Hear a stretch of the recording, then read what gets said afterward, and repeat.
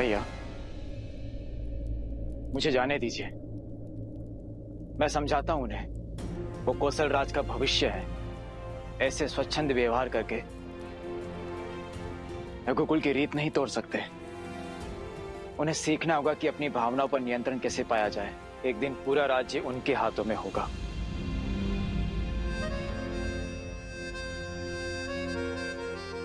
मैं तुम्हारी चिंता समझता हूं भरत, और लवकुश का भाव भी, किंतु इस क्षण मेरे पुत्र लवकुश कौशल के कुमार नहीं है। वो राम के पुत्र है, और केवल लवकुश ही नहीं, मेरा हनुमान भी इसी भावनात्मक युद्ध में फंसा हुआ है। क्या लगता है तुम्हें भरत, हनुमान ये नहीं जानता कि नियति अमर है, कि चाहे वो अपनी जितनी ही शक्तियां क्यों ना बटोर ले, नियति के पार नहीं जा सकता। और अब मेरे लवकुश सदा अपनी मर्यादा में रहे, तो आज उन्होंने अपनी सीमा क्यों तोड़ी? आज ही क्यों भरत? स्मरण है मुझे, जब मुझे वनवास जाना था तब तुम कितने भावुक हो गए थे। रघुकुल की रीति तोड़ हमारी माता कैकेयी को भी अपशब्द कह बैठे थे। भैया हनुमान भी नियति से लड़ना चाहते हैं। लवकुश आपका अंश होने के बाद भी, हनुमान के महादेव का अंश होके भी नियति नहीं बदल सकते। नहीं भरत, न लवकुश, न हनुमान और न ही स्वयं में, नियति को कोई नहीं बदल सकता।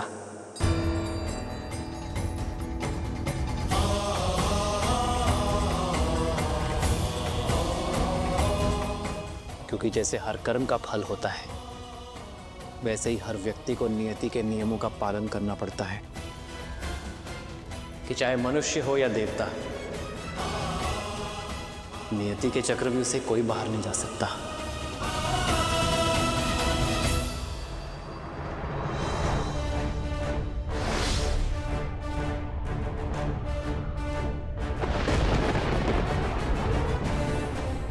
इस बाण का लक्ष्य स्वयं यमदेव।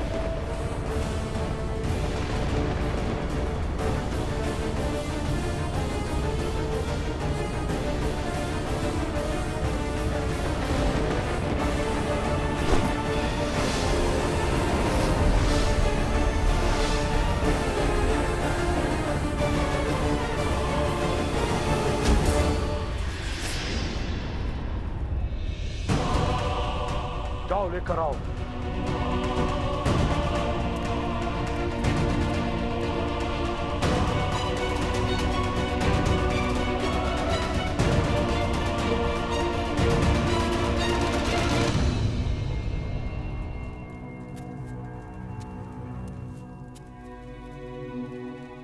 अयोध्या के आकाश में आपके पग क्या परछाई भी नहीं पड़नी चाहिए कालदेव, अन्यथा परिणाम के उत्तरदायी आप स्वयं होंगे रघुनंदन लवकुश। लो, हनुमान क्या कम थे? अब राम सिया के पुत्र लवकुश भी आ गए नियति के विरोध में।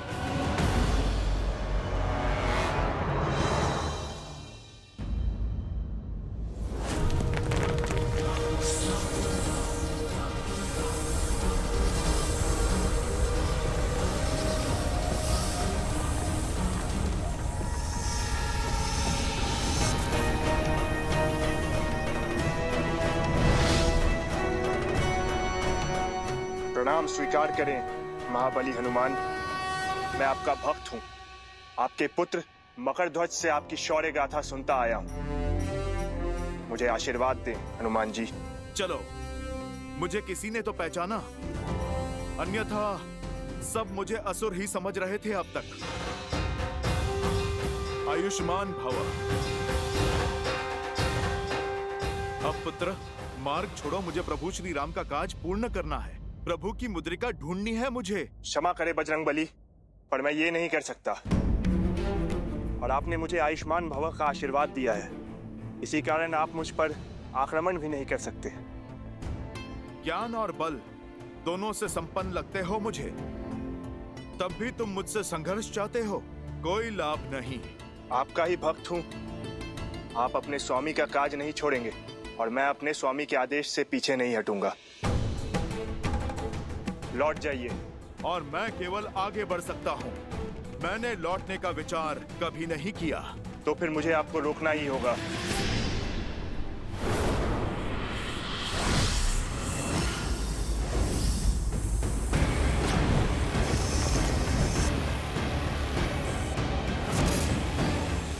जय सिया राम।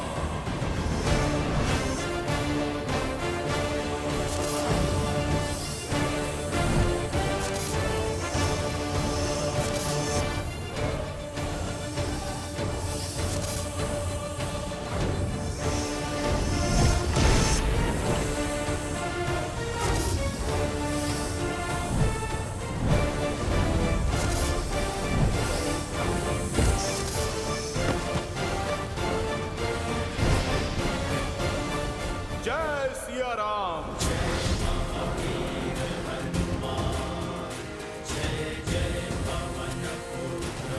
रुक जाइए। नागराज की आज्ञा है ये। मैं आपको रोक के रहूंगा। ओह, तो नागराज ने मुझे रोकने का आदेश दिया है, पर ऐसा क्यों?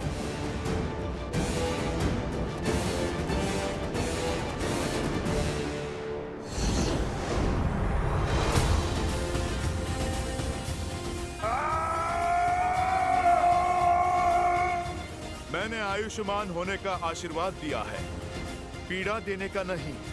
मैं तुम्हें मारूंगा नहीं, पर छोड़ूंगा भी नहीं। अब तुम मुझे बता भी दो कि क्यों रोकना चाहते हैं नागराज मुझे? वो आपको 3 प्रहर रोकना चाहते हैं, आपका समय व्यर्थ करने के लिए।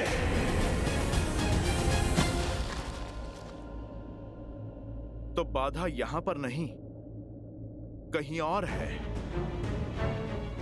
प्रश्न मुद्रिका का नहीं, कुछ और है।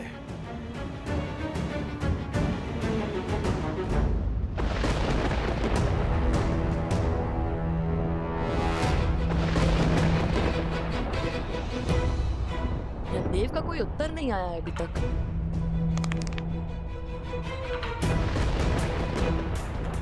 यमदेव, आपको हमसे मिलने आना ही होगा। यदि आप नहीं आएंगे तो आपको यहाँ बुलाने का एक मार्ग और है मेरे पास। मैं यहाँ से कूद जाऊंगा। खुश। फिर आपको मेरी आत्मा लेने आना ही होगा। चयन आपका है यमदेव। अब क्या? लव कुश श्री राम की संतान है। यदि कुश ने वचन दिया है कि आप ना गए तो वो प्राण त्याग देगा। अर्थात मनुष्य समझता है कि सब कुछ उसके हाथों में है, परंतु नियति के नियम कभी नहीं बदलते कालपुरुष।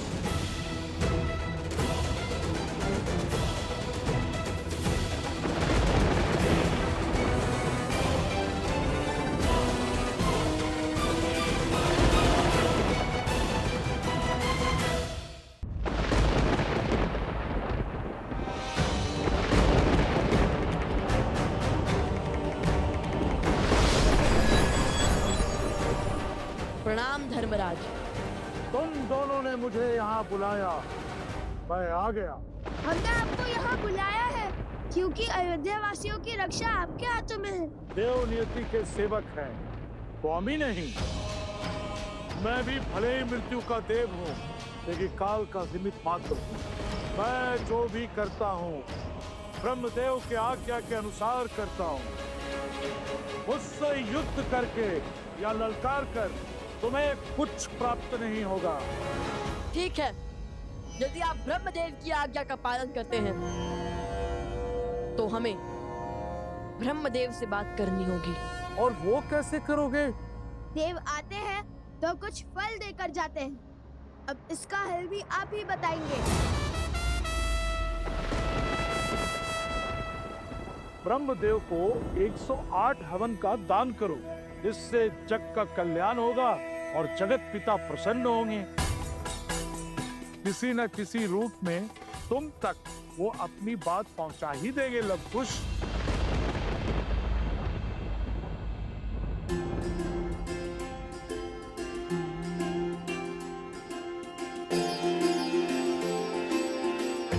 यदि हमने कोई उद्दंडता की हो तो क्षमा कर दीजिए।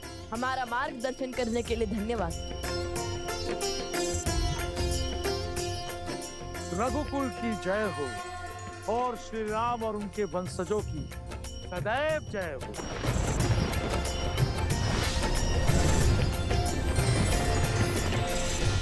हमें ब्रह्मा जी को प्रसन्न करने के लिए पूरी अयोध्या की जनता के साथ ये यज्ञ करना होगा।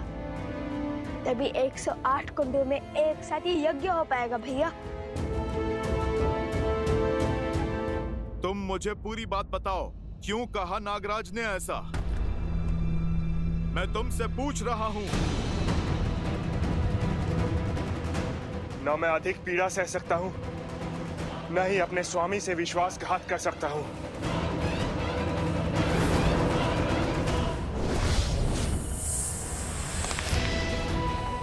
तुम्हारे पास मेरे प्रश्न का उत्तर नहीं है तो मेरे यहां रुकने का कोई कारण नहीं है।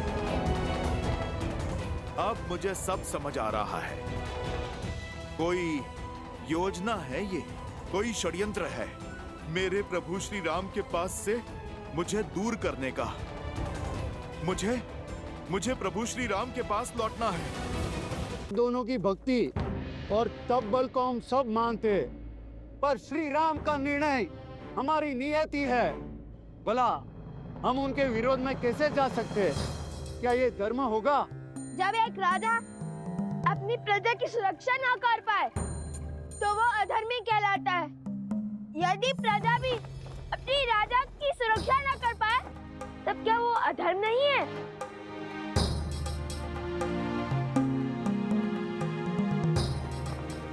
अयोध्या पति श्री राम का जन्म धर्म की रक्षा के लिए तो हुआ था, तो क्या आज इनका स्वयं हमसे दूर जाना क्या धर्म होगा? श्री राम केवल राजा ही नहीं, अयोध्या की आत्मा है। हमें अयोध्या से उनकी आत्मा को नहीं जाने देना चाहिए। हमें रोकना ही होगा।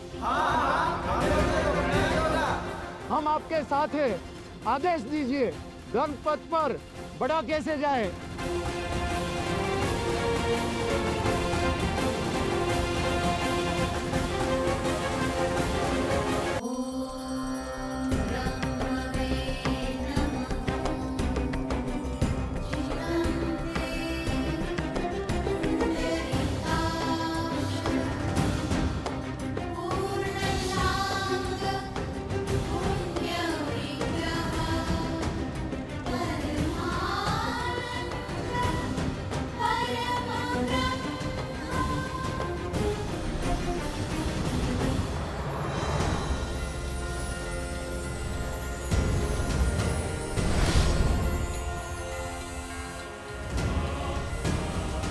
नागलोक में पधारे हो, मुझसे भेंट करके नहीं जाएंगे हनुमान?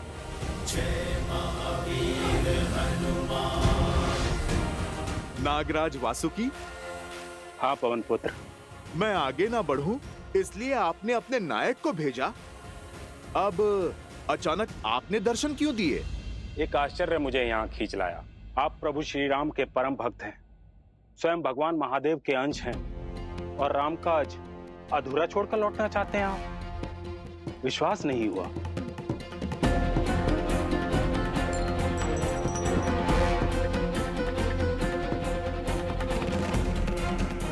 वासुकी, आप ये सब क्यों कह रहे हैं? यहाँ चल क्या रहा है?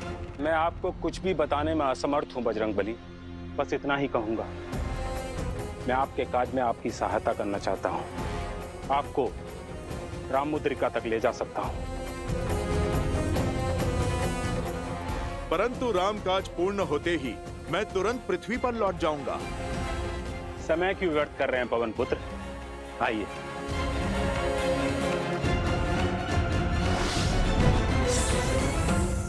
जय सिया राम।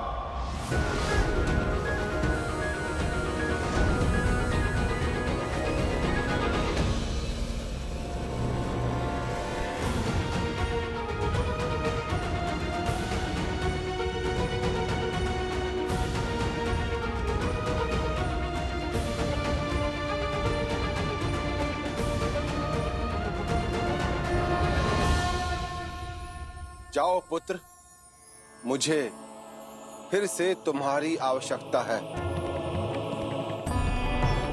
रघुकुल के वंशज का मार्गदर्शन करो।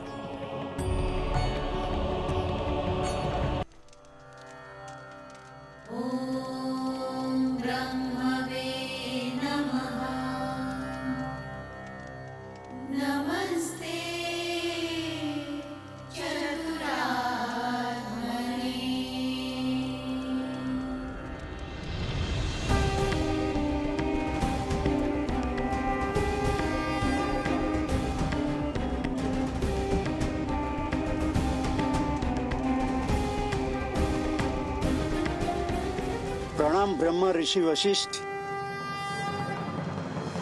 राजगुरु,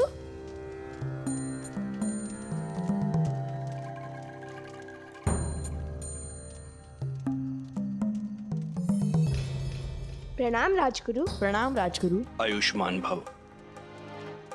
संसार सदैव स्मरण रखेगा श्री राम के प्रति आप सबके प्रेम और निष्ठा को, किंतु आप नियति से लड़ने चले। नियति ने सबको उसकी अक्षय पूर्ति के लिए जीवन समय दिया है, और जीवन के लक्ष्य को समझने के स्थान पर आप उसे तोड़ने का प्रयास कर रहे हो। जिस नियति को बदलने निकले हो, उसका सामर्थ्य भी तुम्हें इस नियति ने ही दिया है। राम स्वयं नियति का पालन कर रहे हैं, और तुम अपने दुख में इतने अंधे हो गए हो कि रघुकुल की परंपरा ही भूल गए हो। इसीलिए श्री राम ने तुम्हें भारत भ्रमण पर भेजा था कि जीवन की ये शिक्षा लेकर आओ। श्री राम ने तुम्हें भेजा संपूर्ण भारत को देखने नहीं, जीवन को समझने के लिए, ताकि तुम अपनी भावनाओं, अपने उद्वेगों पर वश करना सीख सको। किंतु इस दुख ने तुम्हारी दृष्टि को धुंधला कर दिया है। राम संसार से जा रहे हैं ताकि संसार को सीख मिले कि हर एक को अपना लक्ष्य पूर्ण करके जाना होगा, और तुम सब इस दुख में ऐसे बंधे हो कि इस सीख के मार्ग पर खड़े हो गए हो।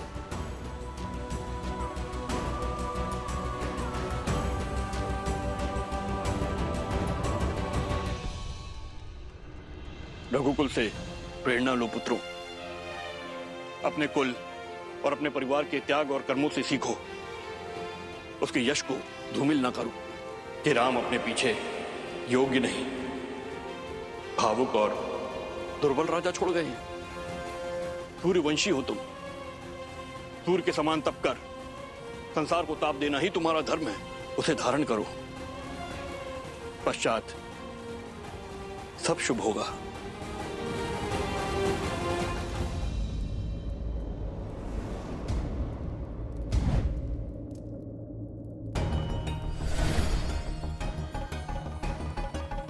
यही वो स्थल है पवन पुत्र। इन्हीं में से कोई एक मुद्रिका है जिसे आप ढूंढ रहे हैं। जाइए, चुन लीजिए।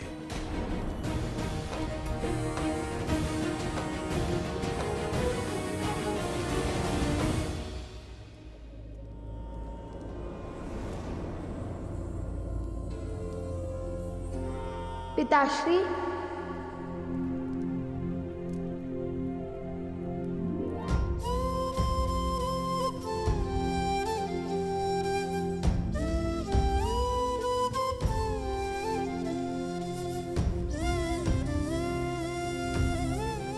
पिताश्री, मैं क्षमा कर दीजिए।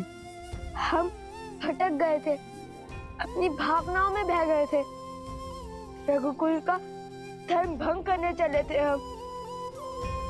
हम संसार को रामायण के पाठ सिखाने चले थे, किंतु हम स्वयं ही भूल गए कि रामायण ही सिखाती है कि व्यक्ति को अपनी भावनाओं से ऊपर अपने धर्म को स्थान देना चाहिए, मर्यादा का पालन करना चाहिए। और हमने आपका आदेश बिना समझे ठुकरा दिया। हमें ये समझ नहीं आया कि आपने जो निर्णय लिया वो धर्म के अनुसार था, क्योंकि मर्यादा पुरुषोत्तम तो कोई अधर्म कर ही नहीं सकते। लज्जा आती है हमें कि इतने महान राजा के पुत्र होते हुए भी और भगवान वाल्मीकि के शिष्य होते हुए भी हम अपने उत्तरदायित्व को न पहचान सके। हम वचन देते हैं कि हम सदा आपके दिखाए मार्ग पर चलेंगे, आपकी परंपरा को आगे बढ़ाएंगे।